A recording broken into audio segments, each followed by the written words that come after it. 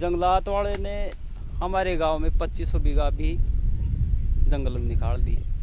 तो हर खेत का मतलब हर काश्तकार पर उसका आसल था, अब उसको तो कर दिया बंद और 2500 बीघा उसको जंगल में निकाल दी। ये समस्या हमारी। गांव के लोग पशु चरते थे, वो खातेदारी में थे पूरा पहाड़, और आसपास के जो ये इधर का जो एरिया है, लोग आप कहते हैं कि ये काला खेत इधर, ये कांदरवास की बीड़ इधर, यहाँ पर कुएं भी हैं और लोगों की खातेदारी ज़मीन है। वो बार बार हम तक भी कहते हैं कि भाई हमारे ज़मीन बुजुर्ग को हमारे थे, जंगलात वाले ने रोक लिया और हमारी आंखें देखते हैं यहाँ तक मुड्डी गाड़ दी लोगों के खेतों में। तो ये भी एक गलत है ना जंगलात वालों का।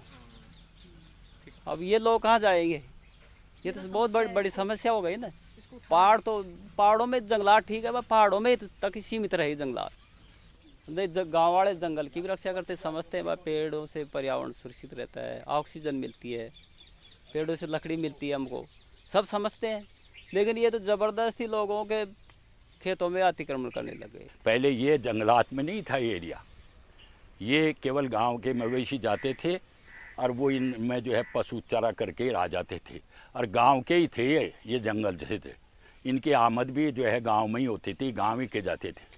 अब इसको सरकार जो है एक्वायर कर रही है, फॉरेस्ट डिपार्टमेंट जगह जगह अपना क्षेत्र बढ़ा रहा है। हमारी जंगलात की इतनी भूमि होगी, तो इस तरह से जो है ये चल रहा है चीटिंग का सरकार का, जो चाहे ज़बरदस्ती टकराव में गाँव में जो है आ रही है। इस तरह से जो है ये योजना चल रही है।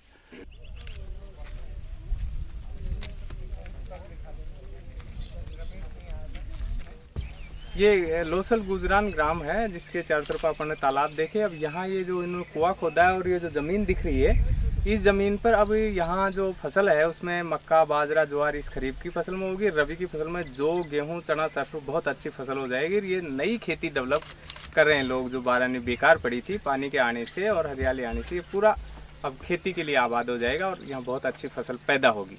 अब इसको लोग ठीक कर रहे हैं। ऐसी ज़मीनें जो किसान ने, सवाई चक ज़मीन है, वो किसान ने कितनी मेहनत करके इसकी बाउंड्री की, इसको ठीक कर रहा है, कुआं खोद रहा है, और फिर वन विभाग के जब ऊपर बैठ करके होते हैं कि ये ज़मीन वन विभाग में चली गई सवाई चक, तो फिर उन लोगों को, गरीब लोगों को वहाँ से खदेड़ते हैं, भगाते हैं। तो अब आप सोच सकते हैं कि बेचारा गरीब ने, जिसके पास 2 बीघा ज़मीन, कितनी मेहनत करके पूरी ज़िंदगी में उसको ठीक किया, कुआं खोदा और पूरी मेहनत उसमें लगाई, और जब खाने के लिए अनाज उसको पेट के लिए देने लगी, जब उसको वन विभाग आकर के भगा देता है। तो ये एक सरकारों का जो कुचक्र है, और यहाँ बिना सोचे समझे लोगों को भगाने की जो एक चल रहा है मुहिम, बहुत ही अन्यायपूर्ण है। हम गांव वाले ये मानते हैं कि भाई हमने सन 80 से पहले भी हमारे बुजुर्ग थे, जंगल तो पहले ही पालते थे, जंगल की रक्षा तो पहले भी होती थी और जानवर भी बहुत होते थे। लेकिन हमारे ऊपर समस्या ये आ गई कि जो हम खेती अब जो करते हैं, ये खेती भी हमारी उजाड़ी जा रही है। क्योंकि सरकार, हम इस बात को सरकार के पास पुकारते हैं अगर भाई जंगल पर रोक लगा दिया जाए, और हम भी सहमत हैं, इसमें पेड़ लगाने में सहमत हैं। ये पेड़ हमारे, ये जंगल हमारे लिए काम आएगा, नहीं कि सरकार कोई उपाड़ के ले जाएगा इसको। उस बात को हमने पूरी तरह ग्रहण कर लिया है।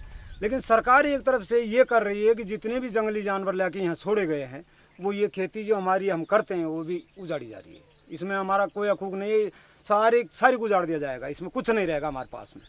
अगर कोई शिकारी जानवर को अगर यहाँ मार दिया जाए, या किसी इंसान को खाता है उसको मार पीट के मार दिया जाएगा, तो हमको जेल भोगना पड़ेगा। सरकार ये नहीं सुनती है कि वो जानवर खराब हो गया था, ये वो पागल था, उसने काट दिया, उसको क्यों मारा गया, उस पर कोई ध्यान नहीं है। आज हमारी ये खेती जो हम करते हैं, हकूक की खातेदारी जो विश्वदारी पहले की है, उसमें भी हमारी खेती सारी नष्ट कर जाती है। हम वन विभाग से करें, कानून बन गए, कानून के मुताबिक ये तो जनता का भी पालन पोषण होना चाहिए, हमारा भी, और सरकार भी अपना काम करे, जो कुछ कर ले। हम सहमत हैं उस बात में।